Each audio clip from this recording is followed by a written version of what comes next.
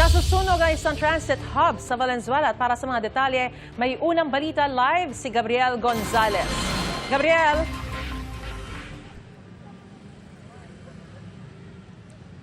Maris, nakataas sa ikatlong alarma ang sunog dito sa Valenzuela Gateway Complex. Dito yan sa Paso de Blas, Valenzuela City. Nagsimula ang sunog kaninang alas 5:46 ng madaling araw. Mula sa North Luzon Expressway, tanaw ang makapal at maitim na usok na nagmumula sa nasusunog na terminal.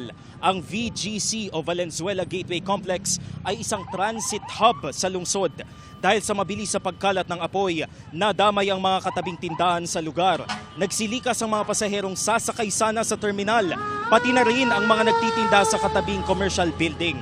Ayon sa nakausap nating saksi, napansin nila ang makapal at maitim na usok na nagmumula sa mga stall sa lugar. Problemado ang ilang vendor na naubos daw lahat ang kanilang mga paninda dahil sa sunog. Hindi pa tiyak kung anong sanhi ng apoy. Pero ayon sa Bureau of Fire Protection, posibleng nagsimula ang apoy sa isa sa mga stall sa Tiangge.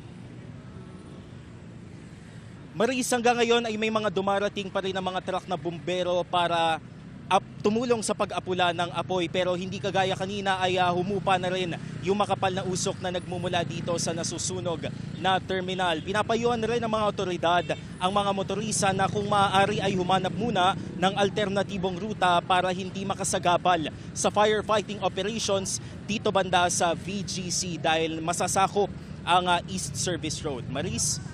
Maraming salamat, Gabriel Gonzalez.